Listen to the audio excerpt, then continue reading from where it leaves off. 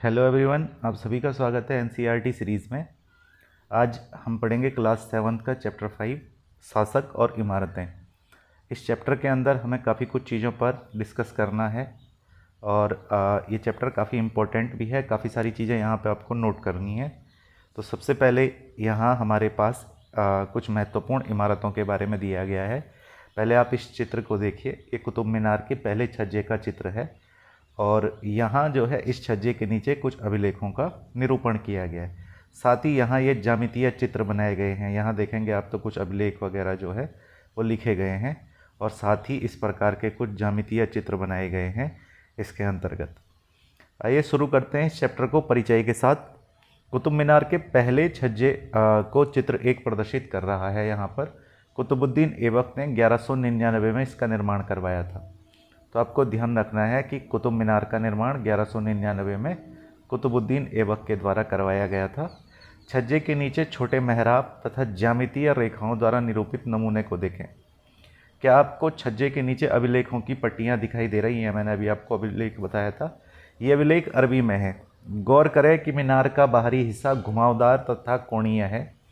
ऐसी सतह पर अभिलेख लिखने के लिए काफ़ी परिशुद्धता की आवश्यकता होती थी। जैसे आप देखोगे तो ये जो है एक प्रकार का कोणीय क्षेत्र है। यहाँ पर अभिलेख लिख पाना आसान नहीं था, तो इस क्षेत्र में अभिलेख लिखे गए हैं। इसमें सर्वाधिक योग्य कारीगर इस कार्य को संपन्न करते थे। याद रखें कि 800 वर्ष पूर्व केवल कुछ ही इमारतें पत्थर और ईंटों की बनी होती थी। 13वीं शताब्दी में कुतुब मीनार जैसी इमारत का देखने वालों पर क्या प्रभाव पड़ा होगा। तो ये कुतुब मीनार है और इसे देखने पर सबसे ज़्यादा तो इसकी उत्कृष्ट चित्रकला का प्रभाव जो है वो पड़ता है। 8वीं और 18वीं शताब्दियों के बीच राजाओं तथा उनके उत्तराधिकारियों ने 2 तरह की इमारतों का निर्माण किया। पहली तरह की इमारतों में सुरक्षित, संरक्षित तथा इस दुनिया और दूसरी दुनिया में आराम विराम की भव्य जगहें, किले, महल, मकबरे थे। दूसरी श्रेणी में मंदिर, मस्जिद, हौज, कुएं, सराय, बाजार जैसी जनता के उपयोग की इमारतें थीं। राजाओं से अपेक्षा की जाती थी कि वे प्रजा की देखभाल करेंगे तथा प्रजा के उपयोग और आराम के लिए इमारतों का निर्माण करवाकर राजा उनकी प्रशंसा पाने की आशा करते थे। इस तरह के निर्माण कार्य व्यापारियों सहित अन्य व्यक्तियों द्वारा भी किए जाते थे। वे मंदिरों, मस्जिदों तथा कुओं का निर्माण करवाते थे, परंतु घरेलू स्थापत्य व्यापारियों की विशाल हवेलियों के अवशेष 18वीं शताब्दी से ही मिलने शुरू हुए हैं। तो यहाँ पर हमारे पास एक कॉलम भी दिया गया है, इसको भी देखते हैं। कुतुब मीनार 5 मंजिली इमारत है। अभिलेख और पट्टियाँ इसके पहले छज्जे के नीचे हैं। इस इमारत की पहली मंजिल का निर्माण कुतुबुद्दीन ऐबक ने तथा शेष मंजिलों का निर्माण 1229 में इल्तुतमिश द्वारा करवाया गया। कई वर्षों में यह आंधी तूफान तथा भूकंप की वजह से क्षतिग्रस्त हो गई थी। अलाउद्दीन खिलजी, मोहम्मद तुगलक, फिरोज शाह तुगलक तथा इब्राहिम लोदी ने इसकी मरम्मत करवाई। तो ये भी आपको ध्यान रखना है यहाँ पर कॉलम का। इसके अलावा आगे चलेंगे अगर, तो यहाँ पर भी एक आगरा के किले के बारे में जानकारी दी गई है कॉलम में। अकबर द्वारा निर्मित आगरा किले के निर्माण हेतु 2000 पत्थर काटने वालों को, 2000 सीमेंट चूना बनाने वालों को तथा 8000 मजदूरों की आवश्यकता पड़ी थी। तो ये आगरा के किले में जो श्रम शक्ति लगी थी उसका वर्णन दिया गया है। तो यहाँ पर किले के निर्माण हेतु 2000 और पत्थर काटने वाले 2000, सीमेंट चूना बनाने वाले तथा मजदूरों की 8000 मजदूरों की आवश्यकता इस किले को बनाने में पड़ी थी। अभियांत्रिकी तथा कौशल निर्माण कार्य, एक बेहतरीन इंजीनियरिंग का हमको ये नमूना दिखाई पड़ता है। तो इसके संबंध में यहाँ दिया गया है।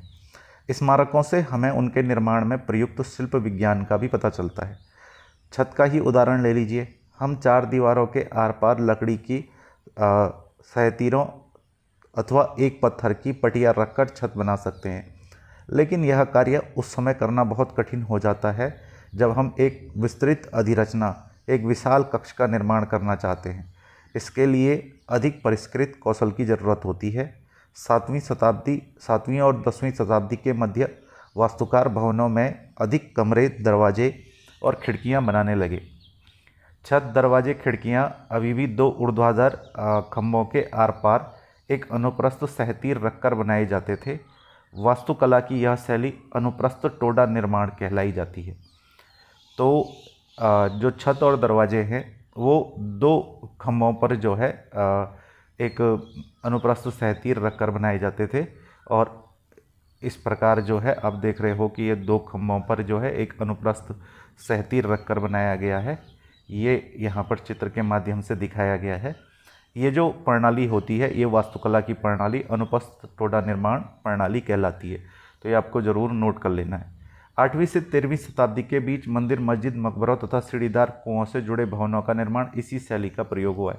तो आप देखोगे प्राचीन इमारतों में आप देखोगे इस प्रकार के कॉलम और अनुप्रस्थ काट आपको दिखेगी, और मध्यकाल की इमारतों में ज़्यादातर इसी प्रकार की प्रणाली का प्रयोग किया गया है।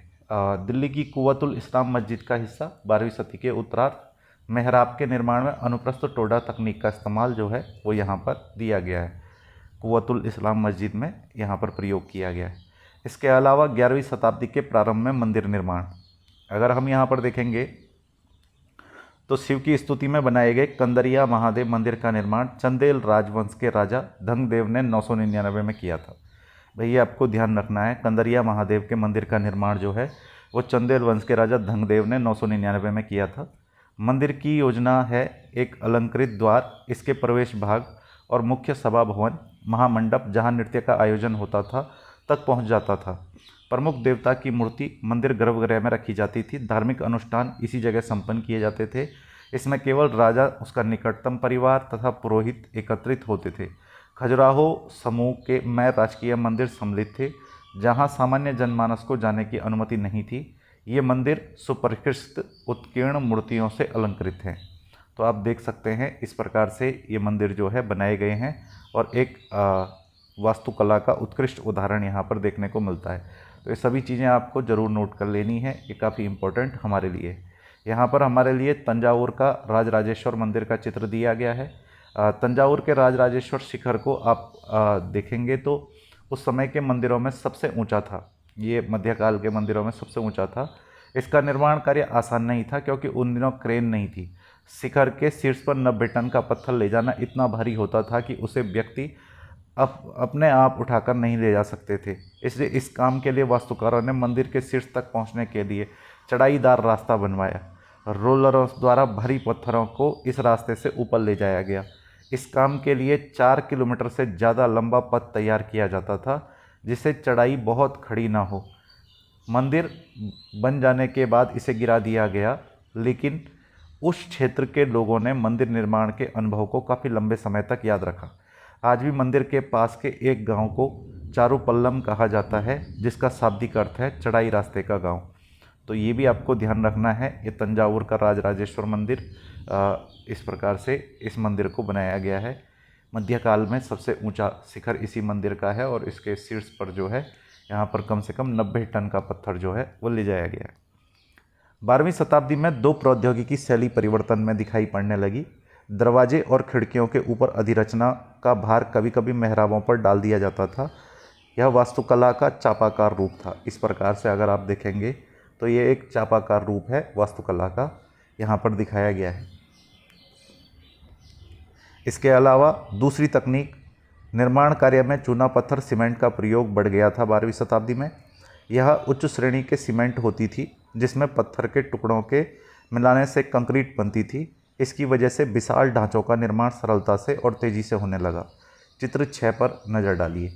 तो यहाँ हमारे पास ये जो चित्र है वो दिया गया है। इसमें सीमेंट कंक्रीट का प्रयोग किया जा रहा है। यहाँ अगर हम लोग देखेंगे तो कुछ कॉलम भी दिए गए हैं। मेहराब का विशुद्ध रूप अलाई दरवाजे का मेहराब है। ये कुव्वतुल इस्लाम मस्जिद का दरवाज़ा है जिसको अलाई दरवाज़ा कहते हैं। इसका निर्माण अलाउद्दीन खिलजी के द्वारा किया गया था। तो ये भी आपको ध्यान रखना है। इसके अतिरिक्त अगर हम यहाँ देखेंगे, आगरा किले में जल द्वार निर्माण को दिखाती एक चित्रकारी। तो ये जल द्वार निर्माण जो है वो दिखाया गया है किस प्रकार से यहाँ पर बनाया जा रहा है। इसे अकबरनामा से जो है वो लिया गया है।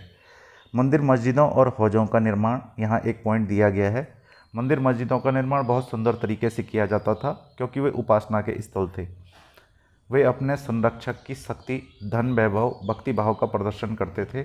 उदाहरण के लिए राजराजेश्वर मंदिर को लिया जा सकता है। एक अभिलेख से इस बात का संकेत मिलता है कि इस मंदिर का निर्माण राजा राजदेव ने अपने राजदेवता राजराजेश्वरम की उपासना हेतु किया था।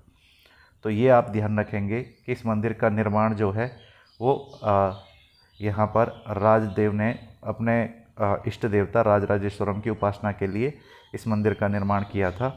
ये आपको ध्यान रखना है। ध्यान दें कि राजा और उसके देवता के नाम काफ़ी मिलते जुलते हैं। राजा ने इस तरह का नाम इसलिए रखा क्योंकि यह नाम मंगलकारी था और राजा स्वयं को ईश्वर के रूप में दिखाना चाहता था। धार्मिक अनुष्ठान के जरिए मंदिर में एक देवता राजा राजदेव दूसरे देवता राजराजेश्वरम का सम्मान करता था। अगर यहाँ एक पॉइंट हमारे पास दिया गया है, इसको देखें तो मुग़ल बादशाह शाहजहाँ के इतिहासकार ने शासक को साम्राज्य व धर्म की कार्यशाला का वास्तुशिल्पी बताया है। ये भी आपको नोट कर लेना है भाई। शाहजहाँ का जो इतिहासकार था उसने शाहजहाँ को साम्राज्य और धर्म की कार्यशाला का वास्तुशिल्पी बताया है। इसके अतिरिक्त अगर हम देखेंगे तो सभी विशालतम मंदिरों का निर्माण राजाओं ने करवाया था। मंदिरों के अन्य लघु देवता शासक के सहयोगी तथा अधीनस्थों के देवी देवता थे। यह मंदिर शासक और उसके सहयोगियों द्वारा शासित विश्व का एक लघु रूप ही था। जिस तरह से वे राजकीय मंदिरों में इकट्ठे होकर अपने देवताओं की उपासना करते थे, ऐसा प्रतीत होता था मानो उन्होंने देवता के न्यायप्रिय शासन को पृथ्वी पर ला दिया हो। मुसलमान सुल्तान तथा बादशाह स्वयं को भगवान के अवतार होने का दावा तो नहीं करते थे, किंतु फारसी दरबारी इतिहासों में सुल्तानों का वर्णन अल्लाह की परछाई के रूप में हुआ है। दिल्ली की एक मस्जिद के अभिलेख से पता चलता है कि अल्लाह ने अलाउद्दीन को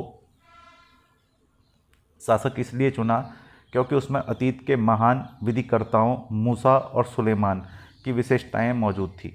तो जो इस्लाम के महान व्यक्तित्व माने जाते हैं मूसा और सुलेमान, उनकी विशेषताएं मौजूद थी यहाँ पर अलाउद्दीन में, इसलिए उसको यहाँ पर बादशाह चुना गया। ये दिल्ली की मस्जिद के अभिलेख से पता चलता है, ये आपको ध्यान रखना है। यहाँ पर एक चित्र दिया गया है। अपनी राजधानी शाहजहानाबाद में शाहजहाँ द्वारा बनवाई गई जामा मस्जिद, इस प्रकार से ये मस्जिद का निर्माण किया गया है। ये जो कबीला है ये पश्चिम की ओर है, मक्का की ओर संकेत करता है। इस प्रकार से इस मस्जिद का निर्माण करवाया गया है। सबसे महान विधिकर्ता और वास्तुकार अल्लाह स्वयं था। उसने अव्यवस्था को दूर करके विश्व का सृजन तथा एक व्यवस्था और संतुलन कायम किया। सत्ता में आने पर प्रत्येक राजवंश के राजा ने शासक होने के अपने नैतिक अधिकार पर जोर डाला। उपासना के स्थानों के निर्माण शासकों को ईश्वर के साथ अपने घनिष्ठ संबंध की उद्घोषणा करने का मौका दिया। ऐसी उद्घोषणाएं तेजी से बदलती राजनीति के संदर्भ में महत्व ग्रहण कर लेती थी। शासकों ने विद्वान तथा धर्मनिष्ठ व्यक्तियों का भी आश्रय प्रदान किया और अपनी राजधानियों तथा नगरों को महत्वपूर्ण सांस्कृतिक केंद्रों के रूप में परिवर्तित करने का प्रयास किया। इन सबसे उनके शासन तथा राज्य को ख्याति मिली। व्यापक समझ यह थी कि न्यायप्रिय राजा का राज ऐसा होगा जहाँ खुशहाली होगी, जहाँ पर्याप्त वर्षा होगी। इसी तरह हौज और जलाशयों के निर्माण में बहुमूल्य पानी उपलब्ध कराने के कार्य की बहुत प्रशंसा की जाती थी। सुल्तान इल्तुतमिश ने दहली एक कुनहा के निकट एक विशाल तालाब का निर्माण करके व्यापक सम्मान प्राप्त किया। इस विशाल जलाशय को हौज ए सुल्तानी या राजा का तालाब कहा जाता है। इस प्रकार से ये आपको ध्यान रखना है कि हौज ए सुल्तानी या फिर राजा का तालाब, इसका निर्माण दहली ए कुना यानी जिसको हम पुरानी दिल्ली कहते हैं, दिल्ली का सबसे प्राचीन नगर, उसके अंतर्गत यहाँ पर निर्माण करवाया था। तो ये भी आपको ध्यान रखना है। इसके अतिरिक्त अगर हम आगे चलेंगे तो यहाँ हमारे पास कुछ चित्र और पॉइंट दिए गए थे, उनको थोड़ा सा देखते हुए चलते हैं। तो जैसे यहाँ पर एक पॉइंट दिया गया है, इस पॉइंट को देखेंगे। जल का महत्व यहाँ पर दिया गया है। फारसी शब्द आबाद और आबादी आब शब्द से निकले हैं, जिसका अर्थ होता है पानी। आबाद शब्द उस जगह के लिए इस्तेमाल होता है जहाँ बसावट हो। इसका एक अन्य अर्थ है खुशहाली भी है। आबादी का अर्थ जनसंख्या एवं समृद्धि दोनों ही हैं। तो ये भी आपको ध्यान रखना है। इसके अलावा मंदिरों को क्यों नष्ट किया गया, तो इसके अंतर्गत हमको कुछ चीज़ें देखने को मिलेंगी। इससे पहले यहाँ पे हरमंदिर साहब स्वर्ण मंदिर का चित्र जो है वो दिया गया है और उसका पवित्र सरोवर दिखाया गया है। मंदिरों को क्यों नष्ट किया गया इस बिंदु पर हम देखेंगे तो आप देखोगे कि मध्यकाल में जब मुग़ल आक्रमण हुए या पश्चिम से भारत पर अनेक आक्रांताओं ने आक्रमण किया, तो उस दौर में भारत के अनेक मंदिरों को निशाना बनाया गया। उसका कारण क्या था वो यहाँ हम स्पष्ट करेंगे इस पॉइंट के माध्यम से।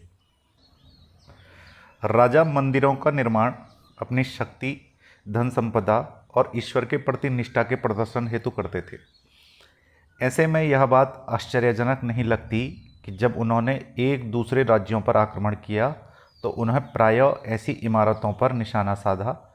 9वीं शताब्दी के आरंभ में जब पांड्यन राजा श्रीवल्लभ ने श्रीलंका पर आक्रमण कर राजा सेन प्रथम को पराजित किया था, उसके विषय में बौद्ध भिक्षु इतिहासकार धम्मकित्ती ने लिखा है कि सारी बहुमूल्य चीज़ें वह ले गया। रत्न महल में रखी स्वर्ण बनी बुद्ध की मूर्ति और विभिन्न मठों में रखी सोने की प्रतिमाओं, इन सभी को उसने जब्त कर लिया। सिंहली शासक के आत्माभिमान को इससे जो आघात लगा था उसका बदला लिया जाना स्वाभाविक था। अगले सिंहली शासक सेन द्वितीय ने अपने सेनापति को पांड्यों की राजधानी मदुरई पर आक्रमण का आदेश दिया। बौद्ध इतिहासकार ने लिखा है कि इस अभियान में बुद्ध की स्वर्ण मूर्ति को ढूंढ निकालने, वापस लाने हेतु महत्वपूर्ण प्रयास किए गए। तो आप समझ सकते हैं कि राजा का जो मंदिर बनाने का पीछे उद्देश्य था वो ये था कि उसकी प्रतिष्ठा, उसकी पद प्रतिष्ठा उस वास्तुकला से निर्भर करती थी। राजा जितनी विशाल इमारत बनाता था उतना धन संपदा और इन सबसे सम्मानित शासक जो है उसे माना जाता था। तो अगर कोई दूसरा राजा उसकी इस प्रतिष्ठा पर आक्रमण करता है तो उससे राजा को सबसे ज़्यादा आघात होगा, और यही कारण था कि मंदिर और मठों को जो है वो निशाना बनाया गया। यहाँ पर श्रीलंका के शासक पर आक्रमण की भी जानकारी मिलती है। पांड्यन राजा श्रीवल्लभ ने श्रीलंका के राजा सेन प्रथम को पराजित किया, और ये कोटेशन भी आपको ज़रूर नोट कर लेनी है कि ये लिखा किसने है, तो धम्मकित्ती ने लिखा है, ये आपको ध्यान रखना है। फिर वापस आक्रमण किया सेन द्वितीय ने, तो ये भी ध्यान रखना है, और बौद्ध की मूर्ति को वापस लाने का महत्वपूर्ण प्रयास किया। इसी तरह अगर हम 11वीं शताब्दी के समय चोल राजा राजेंद्र प्रथम ने अपनी राजधानी में शिव मंदिर का निर्माण करवाया था। राजेंद्र प्रथम ने चोलों की राजधानी में शिव मंदिर का निर्माण करवाया। उसने पराजित शासकों से जब्त की गई उत्कृष्ट प्रतिमाओं से इसे भर दिया, और एक अधूरी सूची से निम्न चीज़ें सम्मिलित थी। चालुक्यों के पास एक सूर्य पीठिका, एक गणेश मूर्ति, दुर्गा की कई मूर्तियाँ, पूर्वी चालुक्यों से प्राप्त एक नंदी मूर्ति, उड़ीसा के कलिंगों से प्राप्त भैरव, शिव का रूप तथा भैरवी एक प्रतिमा तथा बंगाल के पालों के पास से प्राप्त काली की मूर्ति। ये सभी जो है राजेंद्र प्रथम ने अपनी राजधानी में जो शिव मंदिर बनवाया, इसको हम राजराजेश्वर का शिव मंदिर कहते हैं, उस मंदिर में इनको सबको स्थापित करवा दिया था। इसके अलावा अगर हम यहाँ पर देखेंगे तो कॉलम भी हमको साथ साथ देखते हुए चलते हैं। ये मुग़ल चारबाग पद्धति है, और हुमायूं के मकबरे का चारबाग जो है वो यहाँ पर दिखाया गया है। दूसरा, ये कश्मीर का शालीमार बाग है, और शालीमार बाग का सीढ़ीदार चारबाग यहाँ पर दिखाया गया। 1620 और 34 जो है इनका निर्माण का समय भी दिया गया है। लाल महर बारी में चारबाग को तटीय बाग के रूप में अपनाया गया, तो वो यहाँ पर दिया गया है। गजनी का सुल्तान महमूद राजेंद्र प्रथम का समकालीन था। भारत में अपने अभियानों के दौरान उसने पराजित राजाओं के मंदिरों को अपवित्र किया, उनके धन मूर्तियों को लूटा। उस समय सुल्तान महमूद कोई बहुत महत्वपूर्ण शासक नहीं था, लेकिन मंदिरों को नष्ट करके, खास तौर से सोमनाथ का मंदिर, उसने एक महान इस्लामी योद्धा के रूप में श्रेय प्राप्त करने का प्रयास किया। मध्ययुगीन राजनीति संस्कृति में ज़्यादातर शासक अपने राजनीतिक बल व सैनिक सफलता का प्रदर्शन पराजित शासकों के उपासना स्थलों पर आक्रमण करके उन्हें लूटकर करते थे। तो गजनवी का आपको पता है कि राजेंद्र प्रथम चोल राजा के समकालीन था, महमूद गजनवी। 17 बार इसने भारत पर आक्रमण किया। 1025 में सोमनाथ मंदिर पर आक्रमण किया 1025 ईस्वी में। और जब इसने सोमनाथ मंदिर पर आक्रमण किया तो उस समय उसने यहाँ पर जो लूटपाट की उसका उद्देश्य था अपने को एक इस्लामी योद्धा के रूप में प्रतिष्ठित करना। इसके अतिरिक्त यहाँ हमारे पास एक पॉइंट दिया गया है, बाग, मकबरे तथा किले। इस पॉइंट को देखेंगे, मुग़लों के अधीन वास्तुकला और अधिक जटिल हो गई। बाबर, हुमायूं, अकबर, जहांगीर, विशेष रूप से शाहजहां साहित्य, कला और वास्तुकला में व्यक्तिगत रुचि लेते थे। वे अपनी आत्मकथा में बाबर ने औपचारिक बागों की योजनाओं और उनके बनाने में रुचि का वर्णन किया है। बाबर जो है वो बाग वगैरह लगाता था। बाबर ने भारत में कुछ बागों की स्थापना भी की थी। अक्सर ये बाग दीवार से घिरे होते थे तथा कृत्रिम नहरों द्वारा 4 भागों में विभाजित आयताकार अहाते में स्थित थे। जैसे इस प्रकार से आप देखते हैं, ये इस प्रकार से बीच में नहर और 4 भागों में इसको विभाजित कर दिया गया है। यहाँ पर आप देखेंगे तो इस प्रकार से 4 भागों में इसको विभाजित किया गया। औपचारिक बागों की योजना और उनके बनाने तथा खाका तैयार करने में बाबर ने अपनी रुचि का वर्णन किया है। बाबर को इसमें जो है काफ़ी रुचि थी, इसका वर्णन हमको देखने को मिलता है। 4 समान हिस्सों में बटे होने के कारण ये 4 बाग कहलाते थे और 4 बाग बनाने की परंपरा अकबर के समय से शुरू हुई। कुछ सर्वाधिक सुंदर 4 बागों को कश्मीर, आगरा और दिल्ली में जहांगीर और शाहजहां के द्वारा बनवाया गया था। ये चित्र 9 के अंतर्गत हमारे पास यहाँ पर दिखाए गए हैं कौन कौन से 4 बाग हैं। जैसे हुमायूं के मकबरे का 4 बाग हो गया, जैसा आपके कश्मीर का शालीमार बाग हो गया और लाल महल बारी का 4 बाग हो गया। ये आपको ध्यान रखना है। 1637 कब कब बने थे वो भी ध्यान रखना है। तो 1562 से 71, यहाँ पर 1620 और 34, इसके अलावा 1637, ये आपको ध्यान रखने हैं। इसके अलावा अकबर के शासनकाल में कई तरह के महत्वपूर्ण वास्तुकलात्मक नवाचार हुए। इनकी प्रेरणा अकबर के वास्तुशिल्पियों ने उसके मध्य एशियाई पूर्वज तैमूर के मकबरे से ली। हुमायूं के मकबरे में सबसे पहली बार केंद्रीय गुंबद जो बहुत ऊंचा था, मेहराबदार प्रवेशद्वार, मेहराबदार अब आप समझ गए होंगे इस प्रकार का, मुगल वास्तुकला में महत्वपूर्ण रूप बन गए थे। यह मकबरा एक विशाल औपचारिक 4 बाग में स्थित था। इसका निर्माण 8 स्वर्गों अथवा हस्तबिस्त की परंपरा में हुआ था। तो ये भी आपको ध्यान रखना है। ये यहाँ पर मकबरे की बात की जा रही है, हुमायूं के मकबरे की। इसके अलावा जिसमें एक केंद्रीय कक्ष 8 कमरों से घिरा होता था। इस इमारत का निर्माण लाल बलुआ पत्थर से हुआ था तथा इसके किनारे सफ़ेद संगमरमर से बने हैं। यहाँ पर जो है दिखाया गया है हमको अलग अलग चीज़ें। ये काबुल का 4 बाग है जो यहाँ पर दिखाया गया है। 4 बाग का खाका बनाते हुए बाबर के 1590 की एक चित्रकारी का ध्यान दें। कैसे रास्ते पर एक दूसरे को नहरें काटती हैं, ये विशेषता 4 बाग की है जो मैंने आपको यहाँ पर बताई। इसके अलावा अगर आप देखेंगे तो 1562 से 71 के बीच हुमायूं का मकबरा आपने यहाँ पर जो है वो देखने को मिलेगा। और इसके अलावा अगर हम आगे देखेंगे तो दिल्ली में दीवाने आम में सिंहासन का छज्जा का निर्माण 1648 में पूरा किया गया था। तो ये दीवाने आम का छज्जा है जो यहाँ पर बनाया गया है इस प्रकार से। ये भी आपको ध्यान रख लेने हैं सारे पॉइंट्स इसमें। शाहजहां के शासनकाल के दौरान मुगल वास्तुकला के विभिन्न तत्व एक विशाल सद्भावपूर्ण संश्लेषण में मिला दिए गए। शाहजहां के शासनकाल में अनवरत निर्माण कार्य चलते रहे। विशेष रूप से आगरा, दिल्ली में सार्वजनिक व्यक्तिगत सभा हेतु समारोह कक्ष, दीवाने खास और दीवाने आम की योजना बहुत सावधानीपूर्वक बनाई जाती थी। एक विशाल आंगन में स्थित ये दरबार चिहिल सुतुन 40 खंभों के सभा भवन भी कहलाते थे। शाहजहां के सभा भवन विशेष रूप से मस्जिद से मिलते जुलते बनाए गए थे। उसका सिंहासन जिस मंच पर रखा था उसे प्रायः किबला यानी नमाज के दौरान मुसलमानों के सामने की दिशा कहा जाता था, क्योंकि जिस समय दरबार चलता था उस समय प्रत्येक व्यक्ति उस ओर ही मुंह करके बैठता था। इन वास्तुकलात्मक अभिलक्षणों का इस ओर इशारा था कि राजा पृथ्वी पर ईश्वर का प्रतिनिधि था। तो ये भी आपको ध्यान रखना है। इस प्रकार से मुग़ल काल की 2 प्रसिद्ध जो है समारोह कक्ष थे, जैसे दीवाने खास और दीवाने आम।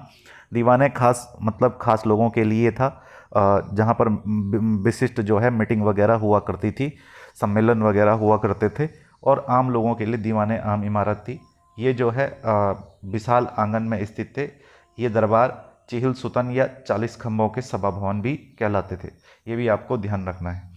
और अगर हम शाहजहाँ के समय की देखेंगे तो मस्जिद से मिलते जुलते बनाए गए भवन थे, जिस पर उसका सिंहासन मंच रखा गया था। उसे प्रायः किबला या नमाज के दौरान मुसलमानों की जो दिशा होती है, ये मैंने कल भी बताया था आपको, पश्चिम दिशा, इसको किबला कहा जाता है, क्योंकि जिस समय दरबार चलता था उस समय प्रत्येक व्यक्ति उस ओर मुंह करके बैठता था। इस वास्तुकलात्मक अभिलक्षण को इस ओर इशारा करते हुए राजा पृथ्वी पर ईश्वर का प्रतिनिधि था। यहाँ अगर हम आगे देखेंगे तो शाहजहाँ ने दिल्ली के लाल किले के अपने नवनिर्मित दरबार में राजकीय न्याय और शाही दरबार के अंतः संबंध पर बहुत बल दिया। बादशाह के सिंहासन के पीछे पितरादुरा के जड़ाऊ काम की एक श्रृंखला बनाई गई है, जिसमें पौराणिक यूनानी देवता आर्फियस को वीणा बजाते हुए चित्रित किया गया था। ऐसा माना जाता है कि आर्फियस संगीत का आक्रामक जानवरों को भी शांत कर सकता है। तो ये भी आपको याद रखना है कि शाहजहाँ का जो लाल किला था उसमें राजकीय न्याय और शाही दरबार के अंतः संबंध पर बहुत ज़्यादा बल दिया गया था। राजकीय न्याय और शाही दरबार का जो आपस में संबंध है उस पर बल दिया गया था। और जो शाहजहाँ का सिंहासन था उसके पीछे पितरादुरा जड़ाऊ काम की एक श्रृंखला बनाई गई थी। तो ये आपको ध्यान रखना है। और इसमें यूनानी देवता आर्फियस को वीणा बजाते हुए दिखाया गया है। ऐसा माना जाता है कि आर्फियस का जो संगीत था वो आक्रामक जानवरों को भी शांत कर देता था और वे शांतिपूर्वक एक दूसरे के साथ रहने लगते थे। शाहजहाँ के सार्वजनिक सभा भवन का निर्माण यह सूचित करता है कि न्याय करते समय राजा ऊंचे और निम्न सभी प्रकार के लोगों के साथ समान व्यवहार करेगा और सभी सद्भाव के साथ रह सकेंगे। शासन के आरंभिक वर्षों में शाहजहाँ की राजधानी आगरा थी। इस शहर में विशिष्ट वर्गों ने अपने घरों का निर्माण यमुना नदी के तटों पर करवाया था। इनका निर्माण चार बाग की रचना के समान ही औपचारिक बागों के बीच में हुआ था। चार बाग की योजना के अंतर्गत ही अन्य तरह के बाग भी थे, जिन्हें इतिहासकार नदी तट बाग कहते हैं। इस तरह के बाग में निवास स्थान चार बाग के बीच स्थित न होकर नदी तटों के बाग के बिल्कुल किनारे होता था। तो अगर आप देखोगे तो आगरा में विशिष्ट वर्गों ने घरों का निर्माण यमुना नदी के तट पर करवाया था और इनका निर्माण चार बाग की रचना के समान ही औपचारिक बागों के रूप में होता था।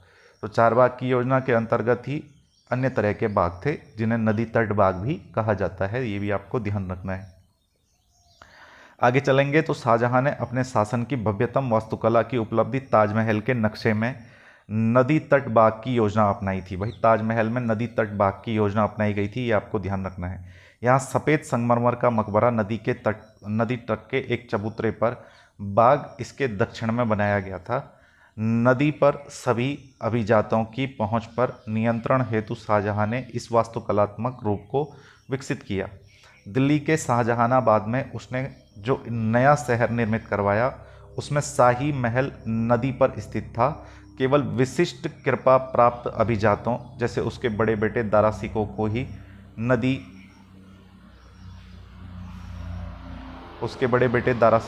नदी तक पहुंच मिलती थी।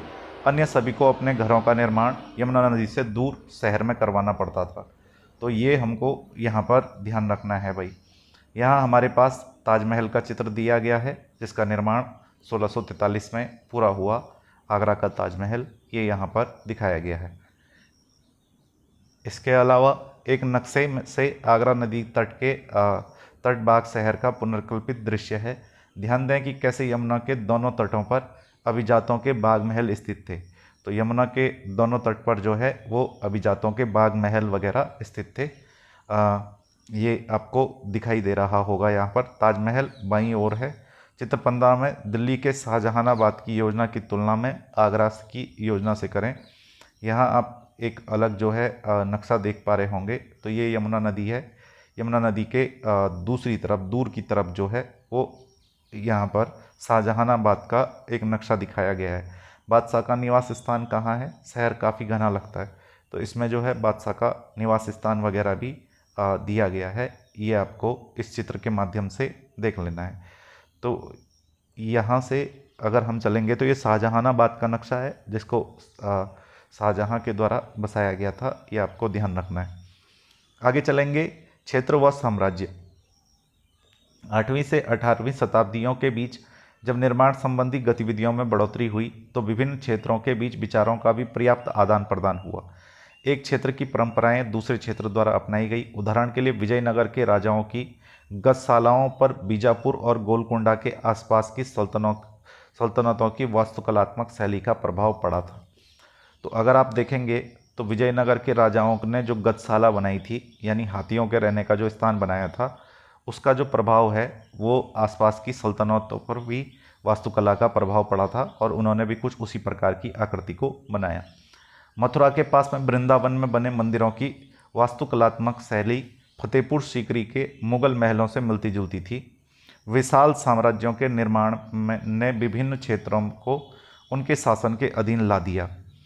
इससे कलात्मक रूपों व वास्तुकलात्मक शैलियों के प्रसेचन में मदद मिली। यहाँ पर हमारे पास एक चित्र दिया गया है जो वृंदावन का गोविंद देव मंदिर का अंदरूनी भाग है।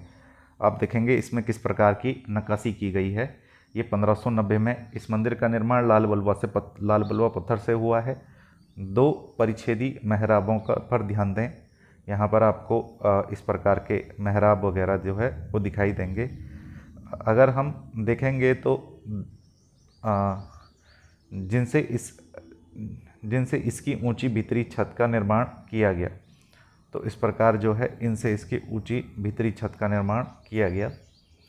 अगर आप यहाँ पर देखेंगे तो वास्तुकला की ये जो शैली है ये उत्तर पूर्वी ईरान खुरासान से आई और फतेहपुर सीकरी में इसका प्रयोग किया गया था।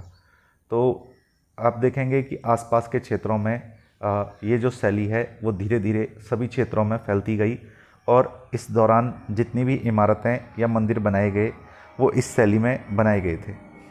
मुगल शासक अपने भवनों के निर्माण में क्षेत्रीय वास्तुकलात्मक शैली अपनाने में विशेष रूप से दक्ष थे। उदाहरण के लिए बंगाल में स्थानीय शासकों ने छप्पर की झोपड़ियों के समान दिखने वाली छत का निर्माण करवाया। मुगलों को यह बंगला गुंबद इतना पसंद आया था कि उन्होंने अपनी वास्तुकला में इसका प्रयोग किया। अन्य क्षेत्रों का प्रभाव भी स्पष्ट था। अकबर की राजधानी फतेहपुर सीकरी में कई इमारतों पर गुजरात व मालवा की वास्तुकलात्मक शैली का प्रभाव दिखाई पड़ता है। तो ये भी आपको ध्यान रखना है यहाँ पर। इसके अलावा 18वीं शताब्दी से मुगल शासकों की सत्ता के धूमिल हो जाने के बाद भी उनके आश्रय में विकसित वास्तुकलात्मक शैली निरंतर प्रयोग में रही। अन्य शासकों ने जब भी स्वयं के राज्य स्थापित करने के प्रयास किए यह शैली अपनाई थी। तो मुगल शैली जो है वो 18वीं शताब्दी तक काफ़ी ज़्यादा प्रचलन में रही। यहाँ पर फतेहपुर सीकरी में जोधाबाई के महल की छत को दिखाया गया है। अगर आप देखेंगे तो छत के विस्तार को संभालते अलंकृत स्तंभ आपको यहाँ पर दिखेंगे। ये गुजरात के क्षेत्र की वास्तुकलात्मक परंपराओं से प्रभावित थे, ये आपको ध्यान रखना है। फतेहपुर सीकरी आगरा में अकबर के समय इसका निर्माण करवाया गया था, है ना। 1559 के अंतर्गत अकबर ने इसका निर्माण कार्य करवाया था, ये आपको पता होना चाहिए।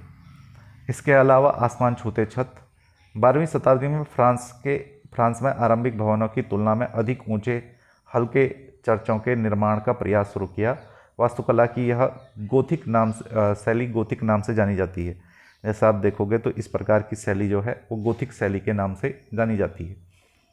इस शैली की विशेषता क्या है? नुकीले ऊंचे मेहराब इस प्रकार के अगर आप देखेंगे तो नुकीले ऊंचे मेहराबों का इसमें प्रयोग किया जाता था। रंगीन कांच का प्रयोग इसके अंतर्गत किया जाता था, जिसमें प्रायः बाइबल के लिए दिए गए दृश्यों का चित्रण है तथा उड़ते हुए पुस्ते जो है इसके अंतर्गत दिखाए जाते थे। दूर से ही दिखने वाली ऊंची मीनार और घंटी वाले बुर्ज चर्च से जुड़े होते थे। ये इस प्रकार से आपको देखने को यहाँ पर मिलेंगे। इस वास्तुकलात्मक शैली के सर्वोत्कृष्ट उदाहरण ज्ञात करें, और उदाहरणों में से एक पेरिस का नॉट्रे ड्रम चर्च है। 12वीं और 13वीं शताब्दी के कई दशकों में इसका निर्माण हुआ। तो ये भी आपको ध्यान रखना है। नॉट्रे ड्रम चर्च पेरिस के अंतर्गत है और ये गोथिक शैली में बना हुआ है। तो गोथिक शैली के बारे में भी थोड़ा बहुत आपको यहाँ से नोट कर लेना है। यहाँ पर हमारे पास ये चैप्टर होता है कंप्लीट। अनुप्रस्थ टोडा निर्माण सिद्धांत चापाकार सिद्धांत से किस तरह अलग है, ये सब हमने पढ़ा था। पितरादुरा क्या है, ये अभी हमने इस चैप्टर के अंदर यहाँ पर चीज़ों को देखा था। तो ये इम्पोर्टेंट पॉइंट्स हैं, ये आपको नोट कर लेने हैं। इसके अलावा अगर हम आगे चलेंगे तो हमारे पास नेक्स्ट 6th चैप्टर आता है यहाँ पर, नगर व्यापारी और शिल्पीजन। इस चैप्टर में देखते हैं कौन कौन सी हमारे पास काम की चीज़ें हैं। अगर यहाँ देखेंगे तो एक मध्ययुगीन नगर की यात्रा पर आया कोई यात्री उस नगर के बारे में कैसी आकांक्षाएं रखता होगा, इस बात पर निर्भर करता है कि वह नगर किस प्रकार का था। क्या वह एक मंदिर नगर था, या एक प्रशासनिक केंद्र, या एक वाणिज्य शहर, या एक पतन नगर, अथवा किसी अन्य प्रकार का शहर था। वस्तुतः कई नगर तो एक साथ अनेक प्रकार के थे। वे प्रशासनिक नगर तथा मंदिर नगर होने के साथ साथ वाणिज्य क्रियाकलापों और शिल्प उत्पादन के केंद्र भी थे। तो ये भी आपको यहाँ पर ध्यान रखना है। इसके अलावा मध्य और दक्षिण भारत में व्यापार और शिल्पकारी उत्पादन के कुछ प्रमुख केंद्र जो है वो यहाँ पर दिखाए गए हैं, जैसे सूरत हो गया, हम्पी हो गया, मसूलीपट्टनम हो गया, ये भी और अन्य भी जितने भी सभी हमारे पास क्षेत्र हैं, ये व्यापार और शिल्पकर्मी उत्पादन के क्षेत्र जो है वो दिखाए गए हैं। तो अब कोई भी अगर नगर है वो परिचय से ये स्पष्ट होता है कि वो एक मंदिर नगर है, प्रशासनिक नगर है, या व्यापारिक शहर है, जिसको वाणिज्य नगर हम कह सकते हैं। किस प्रकार का शहर है, तो कई नगर तो ऐसे थे जिन पे एक साथ जो है अनेक प्रकार की विशेषताएं थी। शिल्प उत्पादन के भी वो केंद्र थे। भारत में इस प्रकार के नगरों की भी विशेषता यहाँ पर देखने को मिलती है। सबसे पहले हम देखते हैं प्रशासनिक केंद्र। कुछ नगर जो है वो प्रशासनिक केंद्र थे, तो इसके बारे में भी हम पढ़ेंगे। अध्याय 2 में आपने चोल वंश के बारे में पढ़ा। आइए हम अपनी कल्पना के घोड़े पर सवार होकर चोल राजाओं की राजधानी तंजावुर, जैसा कि वह 1000 वर्ष पहले था, की यात्रा पर चलें। अगर हम देखेंगे तंजावुर की 1000 वर्ष पहले की यात्रा, तो किस प्रकार की चीज़ें हमको देखने को मिलेंगी वो यहाँ पर देखते हैं। 12 वर्ष में 12 महीने बहने वाली कावेरी नदी इस सुंदर नगर के पास बहती है। तो कावेरी नदी के क्षेत्र में चोलों का राज्य था, ये आप जानते हैं। राजराज चोल द्वारा निर्मित राजराजेश्वर मंदिर घंटियां बजाती हुई सुनाई देती हैं। लोग नगर के वास्तुकार कुंजरमलन राजराज पेरुथच्चन की वास्तुकला की प्रशंसा करते नहीं थकते। ये आपको नोट कर लेना है, चोल कालीन वास्तुकार था। इस प्रकार के शब्द आयोग खूब पूछता है, इस प्रकार के वास्तुकारों से संबंधित चीज़ें, तो ये आपको ध्यान रखनी है और ये हमारे पास एक इम्पोर्टेंट पॉइंट हो जाएगा यहाँ पर। आगे अगर हम चलेंगे यहाँ पर तो यहाँ दिया गया है, हमें वास्तुकार का नाम इसलिए पता है क्योंकि उसने गर्व से अपने नाम को मंदिर की दीवार पर उत्कीर्ण किया। मंदिर के भीतर एक विशाल शिवलिंग स्थापित किया। राजराजेश्वर मंदिर की यहाँ पर बात की जा रही है। इस मंदिर के अलावा नगर में अनेक राजमहल हैं जिनमें कई मंडप बने हुए हैं। राजा लोग इन मंडपों में अपना दरबार लगाते हैं। यहीं से वे अपने अधीनस्थों के लिए आदेश जारी करते थे। नगर में सैन्य शिविर भी बने। नगर उन बाजारों की हलचल से भरा हुआ है जहां अनाज, मसालों, कपड़ों, आभूषणों की बिक्री हो रही है। नगर के लिए जल की आपूर्ति कुआं और तालाबों से होती है। देखो ये सब तंजावुर के बारे में बताया जा रहा है जो चोलों की राजधानी है। तंजावुर और उसके निकटवर्ती नगर उरैयूर के शालीन बुनकर मंदिर के उत्सव के लिए झंडे, झाड़ियाँ बनाने का कपड़ा, राजा और अभिजात वर्ग के लिए बढ़िया सूती वस्त्र और जनसाधारण के लिए मोटा सूती वस्त्र तैयार कर रहे हैं। यहाँ से कुछ दूरी पर स्वामी मलाई में स्थापित अथवा मूर्तिकार उत्तम कांस्य मूर्तियाँ लंबे सुंदर घंटा धातु के दीप बना रहे थे। तो आपको ध्यान रखना है कि चोल काल जो है वो कांस्य मूर्तियों के लिए बहुत प्रसिद्ध है। ये कुछ विशेषताएं आपको इसमें से ज़रूर नोट कर लेनी है। इसके अलावा अगर हम आगे चलें तो कुछ नगर जो है वो मंदिर नगर थे या तीर्थ केंद्र थे। तंजावुर एक मंदिर नगर का भी उदाहरण है। चोलों की जो राजधानी थी तंजावुर, वो जो है एक मंदिर नगर कला का भी एक उदाहरण हमको यहाँ पर देखने को मिलता है। अगर यहाँ पर देखेंगे तो दिया गया है कि नगरीकरण नगरों के विकास की प्रक्रिया है। मंदिर अक्सर समाज और अर्थव्यवस्था दोनों के लिए अत्यंत महत्वपूर्ण होते थे।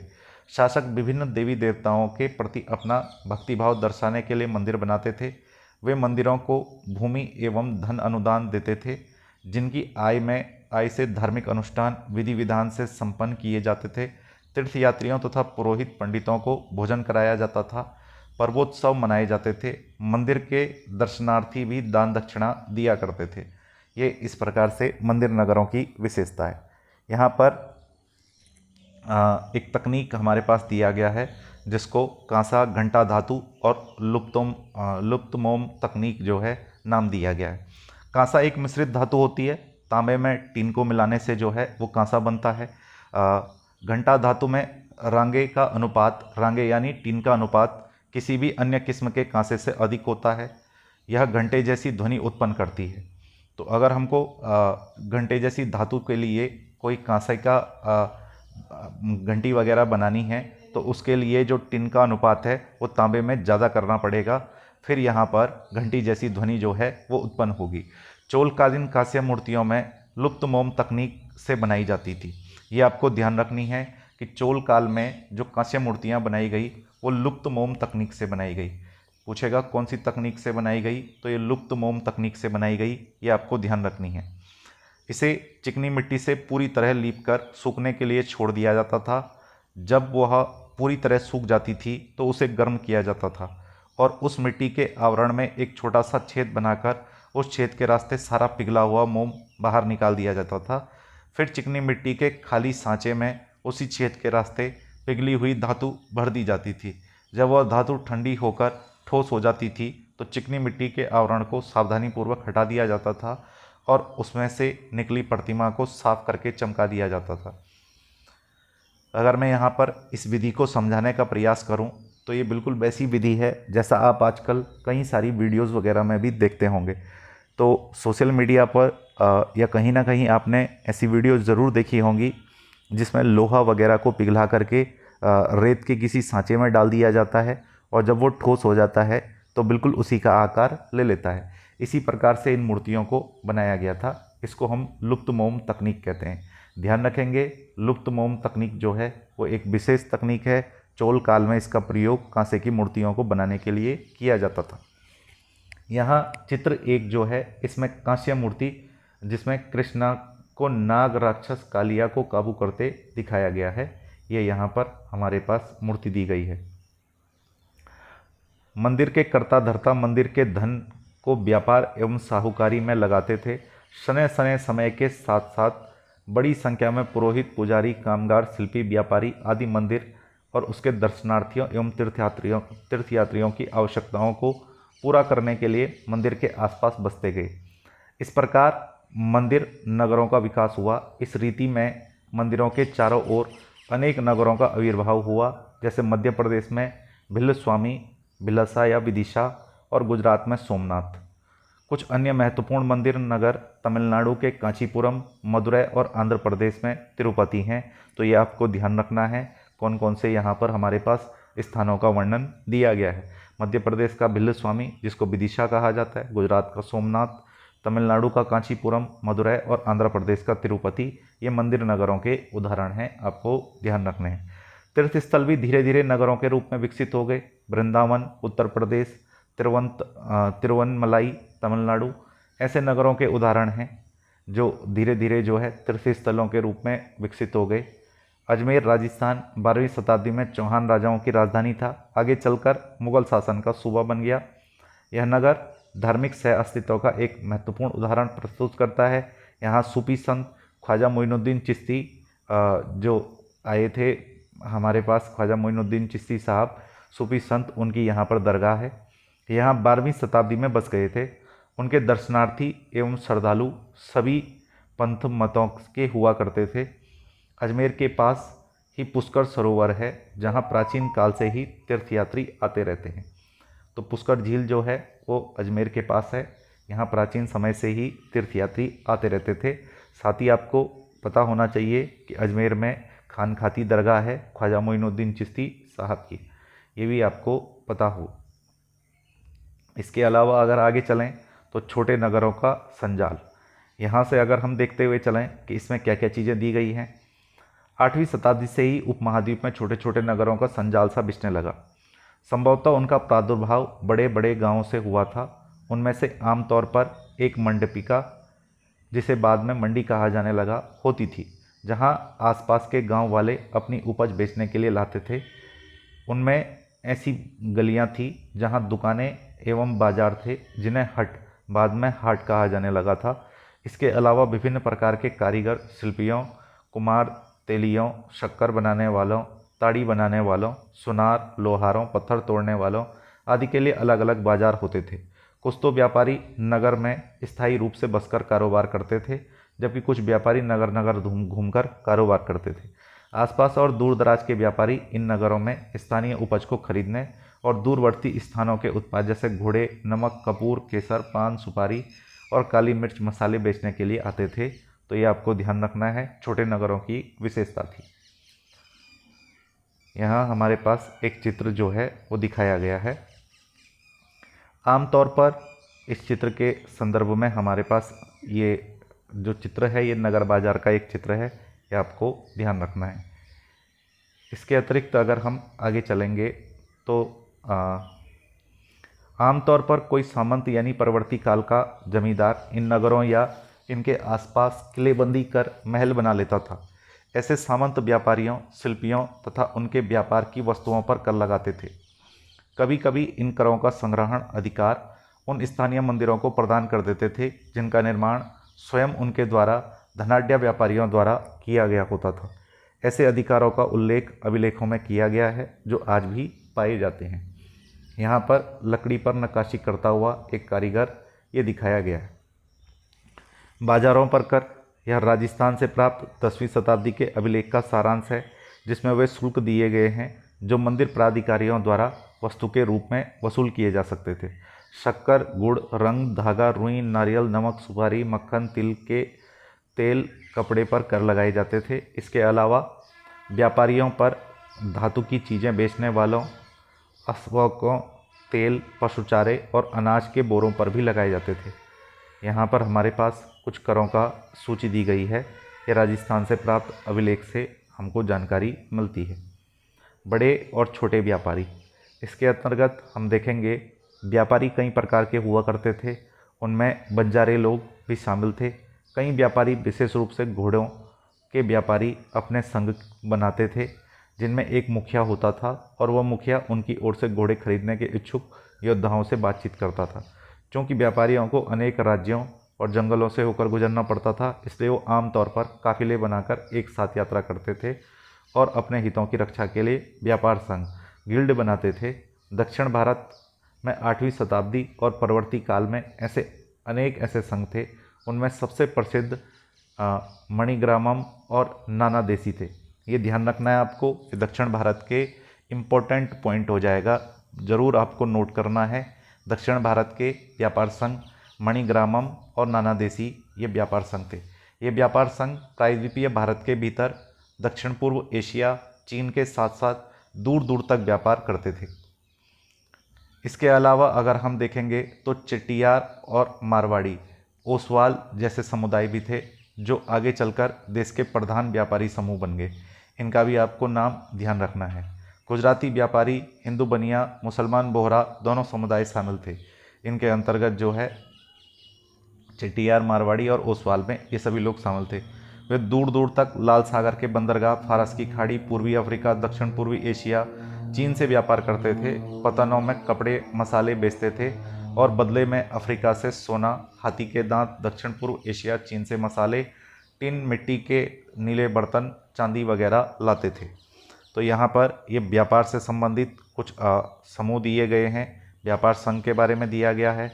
इनके नाम आपको ज़रूर ध्यान रख लेने हैं। इसके अतिरिक्त अगर हम यहाँ पर देखेंगे तो पश्चिमी तट के नगरों में अरबी, फारसी, चीनी, यहूदी, सीरियाई, ईसाई बस गए थे। लाल सागर के बंदरगाहों में बेचे जाने वाले भारतीय मसाले और कपड़े इतालवी व्यापारियों द्वारा खरीदे जाते थे और वहाँ से वे उन्हें आगे यूरोपीय बाज़ारों में पहुँचाते थे। उन्हें उनसे व्यापार में बहुत लाभ होता था। उष्णकटिबंधीय जलवायु में उगाए जाने वाले मसाले, काली मिर्च, दालचीनी, जायफल, सौंठ यूरोपीय व्यंजनों के महत्वपूर्ण अंग बन गए थे और भारतीय सूती कपड़ा बहुत लुभावना होता था। ये चीज़ें ही यूरोपीय व्यापारियों को भारत तक खींच लाई। समय के साथ साथ व्यापार और नगरों का रूप किस प्रकार बदला, इसके बारे में हम आगे आगे पढ़ते रहेंगे। काबुल के बारे में यहाँ दिया गया है। काबुल एक पर्वतीय क्षेत्र है, पश्चिम के अंतर्गत अफगानिस्तान का जो क्षेत्र है वहाँ आता है। तो पहाड़ी और विषम भूदृश्य से 16वीं शताब्दी से राजनीतिक और वाणिज्य दृष्टि से ये महत्वपूर्ण बन गया था। यानी पॉलिटिकली और अगर व्यापार की दृष्टि से हम देखेंगे तो काबुल एक महत्वपूर्ण केंद्र जो है वो धीरे धीरे यहाँ पर बन गया था। इसके अतिरिक्त अगर हम यहाँ आगे बढ़ेंगे तो हमारे पास दिया गया है कि काबुल और कंधार सुप्रसिद्ध रेशम मार्ग से जुड़े थे। इस रेशम मार्ग के बारे में हमने पिछली क्लास में पढ़ा था। 17वीं रेशम मार्ग से जुड़े थे। साथ ही घोड़ों का व्यापार भी मुख्य रूप से इसी मार्ग से होता था। 17वीं शताब्दी में हीरों के एक सौदागर जॉन बैप्टिस्ट टेवनियर ने अनुमान लगाया था कि काबुल में घोड़ों का व्यापार प्रतिवर्ष करीब 30,000 रुपयों का होता था।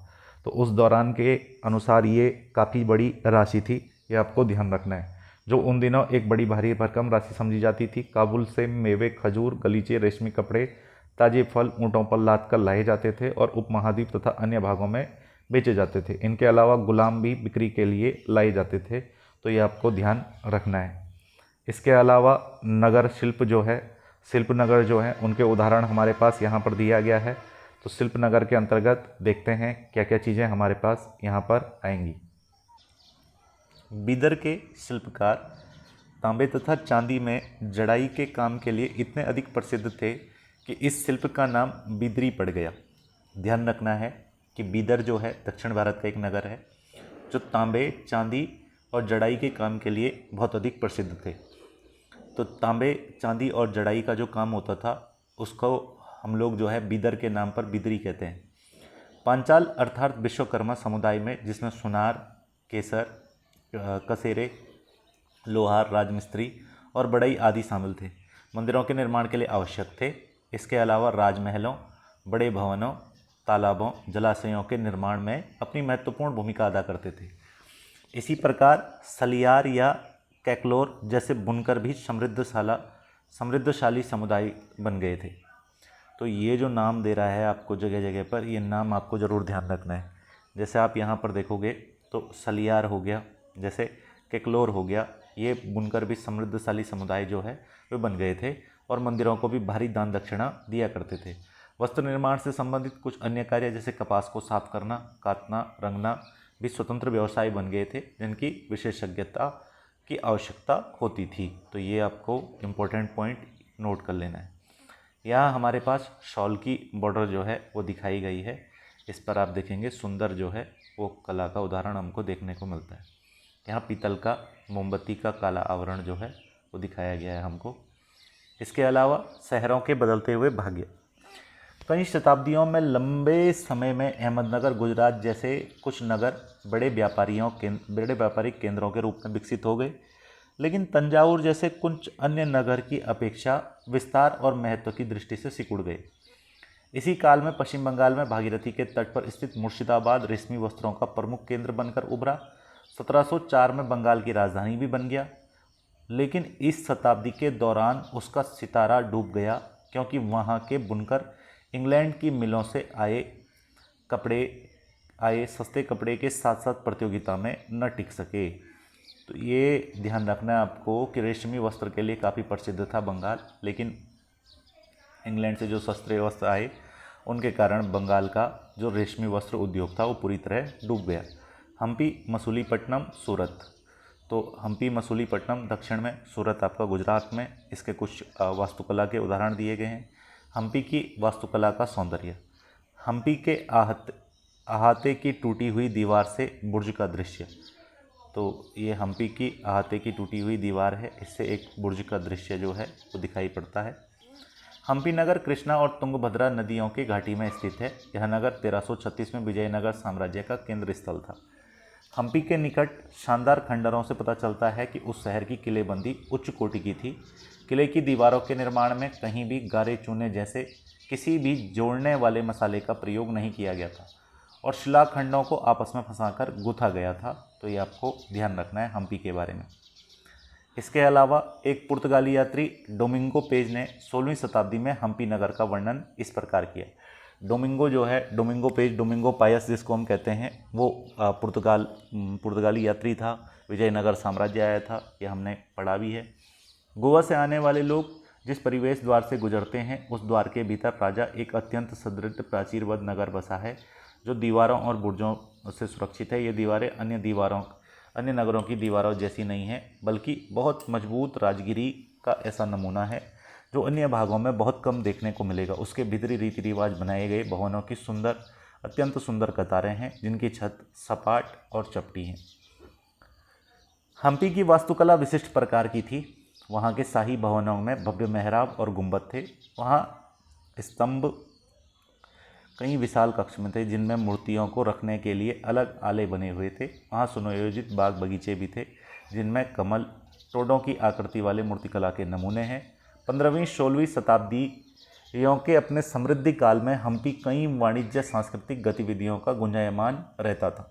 उन दिनों हम्पी के बाजारों में मूरों यानी मुस्लिम सौदागरों के सामूहिक रूप से प्रयोग होने वाला शब्द है मूरा, चेटियों और पुर्तगाल जैसे व्यापारियों के एजेंटों का जमघट लगा रहता था। तो हम्पी जो है एक इम्पोर्टेंट नगर था भाई, इसकी विशेषताएं ध्यान रखनी है आपको। मंदिर सांस्कृतिक गतिविधियों के केंद्र होते थे। देवदासियां विरूपाक्ष शिव मंदिर के अनेक स्तंभ वाले विशाल कक्षों में देव प्रतिमा राजा प्रजाजनों के समक्ष नृत्य किया करती थी। महानवमी पर्व जो आज दक्षिण में नवरात्रि पर्व कहलाता है, उन दिनों हम्पी का एक अत्यंत महत्वपूर्ण पर्व माना जाता था। पुरातत्वविदों ने उस महानवमी मंच को खोज निकाला जहां राजा अपने अतिथियों का स्वागत सत्कार करता था और अधीनस्थ व्यक्तियों के से नजराने लिया करता था। वहीं विराजमान होकर राजा नृत्य एवं संगीत तथा मलय युद्ध के कार्यक्रम को भी देखा करता था। 1565 में दक्कनी सुल्तान जैसे गोलकुंडा, बीजापुर, अहमदनगर, बरार, बीदर के शासकों के हाथों विजयनगर की पराजय के बाद हम्पी का विनाश हो गया। तो हम्पी की विशेषताएं आपको ज़रूर यहाँ से नोट कर लेनी है। जो भी हमने यहाँ पर से पढ़ा था हम्पी में क्या क्या खास था, ये आपको ज़रूर नोट्स बना लेने हैं प्रॉपर प्रत्येक पॉइंट के। यहाँ पर हमारे पास हम्पी का जो चित्र है विट्ठल मंदिर का पत्थर का रथ ये दिखाया गया है हम्पी के अंतर्गत। बड़ा प्रसिद्ध चित्र है, आपने नोट पर भी ये फ़ोटो देखी होगी। अगर हम आगे चलेंगे तो सूरत पश्चिम का प्रवेश द्वार, सूरत गुजरात में है ना। अगर आप देखेंगे तो सूरत मुग़ल काल में कैम्बे यानी आज के खंबात और कुछ समय के बाद अहमदाबाद के साथ साथ गुजरात के पश्चिमी व्यापार का वाणिज्य केंद्र बन गया। सूरत ओरमुख की खाड़ी की ओर पश्चिम एशिया के साथ व्यापार करने के लिए एक मुख्य द्वार था। सूरत को मक्का का प्रस्थान द्वार भी कहा जाता था क्योंकि बहुत से हज यात्री जहाज यहीं से रवाना होते थे। सूरत एक सर्वदेशीय नगर था जहां सभी जातियों और धर्मों के लोग रहते थे। 17वीं शताब्दी में वहां पुर्तगालियों, डचों, अंग्रेजों के कारखाने, माल गोदाम थे। अंग्रेजी इतिहासकार ओविक्टन ने 1689 में सूरत बंदरगाह का वर्णन करते हुए लिखा कि किसी भी एक वक्त पर भिन्न भिन्न देशों के औसतन 100 जहाज इस बंदरगाह पर लंगर डाले खड़े देखे जा सकते थे। भाई जो भी नगर हम यहाँ पढ़ रहे हैं, जैसे हम्पी अभी तक हमने पढ़ा, सूरत को हम पढ़ रहे हैं, तो प्रत्येक नगर की जो विशेषताएं आपको इम्पोर्टेंट लग रही हैं वो विशेषताएं आपको जो है ज़रूर नोट कर लेनी है भाई। ओविक्टन ने 1690 में लिखा कि सूरत के अंतर्गत जो बंदरगाह थे वहाँ किसी भी समय 100 से ज़्यादा जो जहाज़ थे, विदेशी जहाज़, वो खड़े देखे जा सकते थे। ये आपको पता होना चाहिए। यहाँ कुछ दिया गया वाणिज्य केंद्र, जहाँ विभिन्न उत्पादन केंद्रों से आने वाला माल खरीदा और बेचा जाता है, उसको वाणिज्य केंद्र कहते हैं। हुंडी क्या था? हुंडी एक ऐसा दस्तावेज था जिसमें एक व्यक्ति द्वारा जमा कराई गई रकम दर्ज रहती थी और हुंडी कहीं अन्यत्र प्रस्तुत करके जमा की गई राशि प्राप्त की जा सकती थी। तो भाई हुंडी जो है एक ड्राफ्ट टाइप का था जिसमें अगर जो है यहाँ से माना मैंने आपको 1000 लिख करके दे दिया और आपको जो है इस हुंडी को किसी दूसरी जगह जैसे ही आप इसको दिखाओगे तो आपको इसके बदले 1000 रुपये मिल जाएंगे। इस प्रकार का एक ड्राफ्ट होता था जिसको हुंडी कहा जाता था। अगर हम देखेंगे तो सूरत में ऐसी अनेक दुकानें थी जो सूती कपड़ा, थोक, फुटकर कीमतों पर बेचती थी। सूरत के वस्त्र अपने सुनहरे गोटा कनारियों जरी के लिए प्रसिद्ध थे। उनके लिए पश्चिम एशिया, अफ्रीका और यूरोप में बाजार उपलब्ध थे। राज्य ने विश्व के सभी भागों से नगर में आने वाले लोगों की आवश्यकताओं को पूरा करने के लिए अनेक विश्रामागृह भी बनाकर रखे थे। वहाँ भव्य भवन, असंख्य मनोरंजन स्थल थे। सूरत में कठियावाड़ी सेठों तथा महाजनों की बड़ी बड़ी साहूकारी कंपनियां थी। उल्लेखनीय है कि सूरत से जारी की गई हुंडियों को दूर दूर मिस्र में काहिरा, इराक में बसरा और बेल्जियम में वर्क के बाज़ारों में मान्यता प्राप्त थी। तो भाई ये हुंडी जो थी वो सूरत से जो है मिस्र से लेकर के, इराक से लेकर के, बेल्जियम से लेकर के इन सब जगह प्रचलित थी। तो ये आपको नोट्स ज़रूर बना लेने हैं सूरत के बारे में। अगर हम आगे देखेंगे तो 17वीं शताब्दी के अंतिम वर्षों में सूरत भी अधःपतन प्रारंभ हो गया। इसके कई कारण थे। मुगल साम्राज्य के पतन के कारण बाजार तथा उत्पादन की हानि हुई। पुर्तगालियों द्वारा समुद्री मार्गों का निर्माण कर दिया गया और बम्बई प्रांत जो है वो 1668 में अंग्रेजी ईस्ट इंडिया कंपनी ने अपना मुख्यालय स्थापित कर लिया था। आज सूरत एक महत्वपूर्ण वाणिज्य केंद्र है, ये आपको ध्यान रखना है। इसके अलावा सूरत के बारे में जो जो चीज़ें यहाँ पर दी गई हैं वो आपको ज़रूर नोट कर लेनी है। सूरत का पतन जो है मुग़लों के पतन के साथ साथ हो गया था यहाँ पर। इसके बाद अगर हम देखेंगे तो मसूलीपट्टनम के लिए एक चुनौती, मसूलीपट्टनम का अब यहाँ पर वर्णन दिया गया है। मसूलीपट्टनम या मछलीपट्टनम कृष्णा नदी के डेल्टा पर स्थित नगर है। 17वीं शताब्दी में यह भिन्न भिन्न प्रकार की गतिविधियों का नगर था। हॉलैंड, इंग्लैंड दोनों देशों की ईस्ट इंडिया कंपनी ने मसूलीपट्टनम पर नियंत्रण प्राप्त करने का प्रयास किया। हॉलैंड को आज हम नीदरलैंड के नाम से जानते हैं और इंग्लैंड आप जानते हैं ब्रिटिशर्स यहीं से आए थे, क्योंकि तब तक वो आंध्रा का तट का सबसे महत्वपूर्ण पतन था। मसूलीपट्टनम का किला हॉलैंड वासियों ने बनाया था। भाई यहाँ पर एक पॉइंट दिया गया है, मछुआरों का एक गरीब नगर। तो अंग्रेजी ईस्ट इंडिया कंपनी के एक गुमास्ते विलियम, गुमास्ता क्या होता है? ईस्ट इंडिया कंपनी द्वारा नियुक्त व्यापारी, उसको गुमास्ता कहा जाता है। तो वो था विलियम मैथवर्ड, जिसने 1620 ईस्वी में मसूलीपट्टनम का वर्णन किया कि ये गोलकुंडा का एक मुख्य पतन है।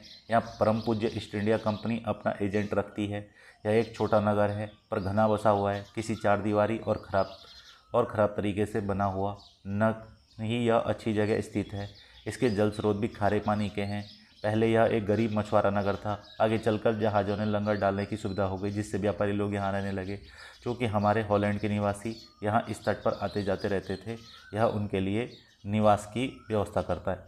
तो ये अंग्रेज सब ऐसे ही लिख करके गए कुछ कुछ, तो ध्यान रखना है इसके बारे में। गोलकुंडा के कुतुबशाही शासकों ने कपड़ों, मसालों, अन्य चीज़ों की बिक्री पर शाही एकाधिकार लागू किया, जिससे कि वहाँ का व्यापार पूरी तरह ईस्ट इंडिया कंपनी के हाथों में चला जाए। विभिन्न व्यापारी समूहों, गोलकुंडा के कुलीन वर्गों, गोलकुंडा के बारे में थोड़ा थोड़ा दिया गया है यहाँ पर। फारसी सौदागारों, तेलुगु कमेटी, चेट्टियार, यूरोपीय व्यापारियों ने नगर की घनी आबादी वाला समृद्धशाली बना दिया। जब मुग़लों ने गोलकुंडा तक अपनी शक्ति बढ़ा ली तो उनके प्रतिनिधि सूबेदार मीर जुमला ने, जो कि स्वयं एक सौदागार था, हॉलैंड वासियों और अंग्रेज वासियों को आपस में भिड़ाना शुरू कर दिया। 1686-87 में मुग़ल बादशाह औरंगजेब ने गोलकुंडा को मुग़ल साम्राज्य में मिला दिया था। ये ध्यान रखेंगे। अब यूरोपीय कंपनियों के सामने अन्य विकल्प ढूंढने की समस्या आ खड़ी हुई। कंपनी के नीति के अंतर्गत केवल इतना ही पर्याप्त नहीं था कि पतन, भीतरी प्रदेश, उत्पादन केंद्रों के साथ संबंध बनाए रखना, बल्कि इस बात की भी आवश्यकता महसूस हो गई कि कंपनी को नए केंद्र एक साथ राजनीतिक, प्रशासनिक, वाणिज्य भूमिकाएं भी अदा करें। जब कंपनी के व्यापारी बम्बई, कलकत्ता, मद्रास चले गए, तब मसूलीपट्टनम में अपने व्यापार और समृद्धि दोनों ही खो बैठा था। तो मसूलीपट्टनम जो है वो कंपनी के अलग अलग व्यापारिक केंद्र बनने के बाद अपनी व्यापारिक प्रतिष्ठा को खो चुका था। इसके अलावा अगर हम देखेंगे तो 18वीं शताब्दी के दौरान उसका अधःपतन हो गया और आज वह छोटे से जीर्ण शीर्ण नगर के रूप से कुछ अधिक नहीं है। ये भी आपको ध्यान रखना है। इसके अलावा नए नगर और व्यापारी, 16वीं और 17वीं शताब्दियों में यूरोप के देश व्यापारियों के उद्देश्यों से मसालों, कपड़ों की तलाश में लगे हुए थे, जो कि यूरोप और पश्चिमी एशिया दोनों के लिए लोकप्रिय हो गए थे। अंग्रेज, हॉलैंड वासियों, फ्रांसीसियों ने पूर्व में अपनी वाणिज्य गतिविधियों का विस्तार करने के लिए अपनी अपनी ईस्ट इंडिया कंपनी बनाई। जैसा आप जानते हैं अलग अलग देशों की ईस्ट इंडिया कंपनी भारत में आई थी। प्रारंभ में तो मुल्ला अब्दुल गफूर और वीरजी बोरा जैसे कुछ बड़े भारतीय व्यापारियों ने, जिनके पास बड़ी संख्या में जहाज़ थे, उनका मुकाबला किया, किंतु यूरोपीय कंपनियों ने समुद्री व्यापार पर अपना नियंत्रण स्थापित करने के लिए नौशक्ति का प्रयोग किया, जिससे भारतीय व्यापारी अपने एजेंट के रूप में कार्य करने के लिए मजबूर कर दिया। अंततः अंग्रेज उपमहाद्वीप में सर्वाधिक सफल वाणिज्य एवं राजनीतिक शक्ति के रूप में उभर कर स्थापित हुए। तो आपको ये भारतीय व्यापारियों का नाम ध्यान रखना है, मुल्ला अब्दुल गफूर और वीरजी बोरा। इन्होंने जो है अंग्रेज़ों का व्यापार में मुकाबला करने का प्रयास किया, लेकिन अंग्रेज राजनीतिक रूप से, वाणिज्यिक रूप से ज़्यादा मजबूत स्थिति में थे और धीरे धीरे उन्होंने इनको अपने अधीन कर दिया। वस्त्र जैसी वस्तुओं की मांग तेजी में आ जाने से अधिकाधिक लोगों ने कताई, बुनाई, धुलाई, रंगाई आदि का धंधा अपना लिया। इससे इन शिल्पों का बहुत विस्तार हुआ। भारतीय वस्त्रों के रूप, रंग और डिजाइन अधिकाधिक परिष्कृत होते गए, किंतु इस काल में शिल्पकारों की स्वतंत्रता घटने लगी। शिल्पी जन पेशगी की प्रणाली पर काम करने लगे, जिसका अर्थ यह था कि उन्होंने जिन यूरोपीय एजेंटों से पहले ही पेशगी ले ली थी, उन्हीं के लिए उन्हें कपड़ा बुनना होता था। अब बुनकरों को अपना कपड़ा या बुनाई के नमूने बेचने की स्वतंत्रता नहीं थी। उन्हें तो कंपनी के एजेंटों द्वारा निर्धारित डिजाइन के कपड़े उन्हीं की मांग के अनुसार बनाने पड़ते थे। 18वीं शताब्दी में बम्बई, कलकत्ता और मद्रास नगरों का उदय हुआ, जो आज प्रमुख महानगर हैं। शिल्प और वाणिज्य में बड़े बड़े परिवर्तन आए जब बुनकर, कारीगर, सौदागर यूरोपीय कंपनियों द्वारा बनाए गए इन नगरों में स्थापित ब्लैक टाउन्स में स्थानांतरित हो गए। भाई ध्यान देना, ब्लैक यानी देसी व्यापारियों और शिल्पकारों के इन ब्लैक टाउन्स में सीमित कर दिया गया। जबकि गोरे शासकों ने मद्रास में फोर्ट सेंट जॉर्ज, कलकत्ता में फोर्ट सेंट विलियम शानदार कोठियों को अपना आवास बनाया। और 18वीं शताब्दी में शिल्प कलाओं तथा वाणिज्यों की कहानी हम अगले वर्ष पढ़ेंगे। यहाँ तक आपको ध्यान देना है कि अगर आप देखेंगे तो शिल्प और वाणिज्य में बड़े परिवर्तन आए, जैसे जो बुनकर, कारीगर और सौदागर यूरोपीय कंपनियों द्वारा इन नगरों में स्थापित ब्लैक टाउन्स में स्थानांतरित जो है वो हो गए। ब्लैक यानी देसी व्यापारियों के लिए अंग्रेज हमको ब्लैक शब्द जो है वो कह करके संबोधित करते थे, ब्लैक इंडियंस। इसके अलावा शिल्पकारों को इन ब्लैक टाउन्स में सीमित कर दिया गया था, जबकि उन्होंने मद्रास में फोर्ट सेंट जॉर्ज बनाया और कलकत्ता में फोर्ट सेंट विलियम अपनी शानदार जो है आवासीय कोठियाँ बनाई। इसके अलावा यहाँ पर 19वीं शताब्दी के अंतर्गत ये बम्बई की सड़क का एक नज़ारा यहाँ पर दिया गया है, ये आपको ध्यान रखना है। अन्यत्र इस चैप्टर में दिया गया है वास्को डी गामा के बारे में। देखते हैं वास्को डी गामा और क्रिस्टोफर कोलंबस, इन दोनों का वर्णन यहाँ पर दिया गया है। तो 15वीं शताब्दी में समुद्री मार्ग खोजने के अभूतपूर्व कार्य किए गए। उनमें से कुछ अनेक नाविक भारतीय उपमहाद्वीप तक पहुंचने का मार्ग खोजने और मसाले प्राप्त करने के लिए इच्छा प्रेरित की। पुर्तगाली नाविक वास्को डी गामा अटलांटिक महासागर के साथ साथ यात्रा करते हुए केप ऑफ गुड होप से निकलकर हिंद महासागर को पार करके भारत पहुंचा। उसे अपनी पहली यात्रा को पूरा करने में 1 वर्ष से भी अधिक समय लगा। 1498 में कालीकट पहुंचा। अगले वर्ष पुर्तगाल की राजधानी लिविंगस्टन लौट गया। इस समुद्री यात्रा के दौरान उसे 4 में से 2 जहाज नष्ट हो गए। 170 यात्रियों में से केवल 54 ही जीवित बचे। इन प्रत्यक्ष खतरे के बावजूद जो मार्ग खोले या खोजे गए वे अत्यंत लाभकारी सिद्ध हुए। उसके बाद तो अंग्रेज, हॉलैंडवासी, फ्रांसीसी नाविकों ने अनुसरण करना प्रारंभ कर दिया था। भारत पहुंचने के लिए समुद्री मार्गों की एक अन्य सुपरिणाम निकाला, जिसकी किसी को आशा नहीं थी। एक इटलीवासी क्रिस्टोफर कोलंबस भारत पहुंचने का मार्ग खोजने के लिए अटलांटिक महासागर को पार करके पश्चिम की यात्रा करने का निश्चय किया। उसका सोचना था कि पृथ्वी गोल है, वह पश्चिम की ओर भारत पहुंच सकता है।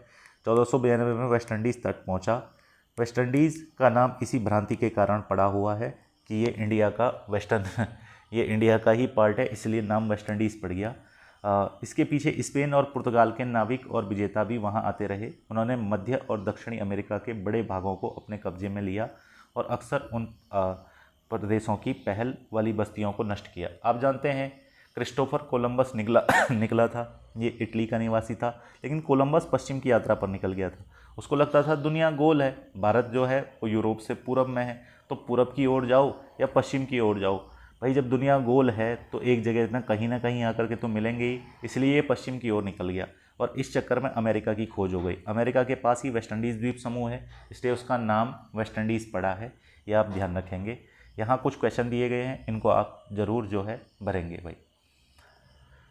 इसके अलावा हमारे पास ये चैप्टर यहाँ पर कंप्लीट होता है। नेक्स्ट चैप्टर हमारे पास आता है जनजातियाँ, खानाबदोश और एक जगह बसे हुए समुदाय। इस चैप्टर को देखेंगे, इसमें क्या क्या इंपॉर्टेंट पॉइंट हमारे पास दिए गए हैं।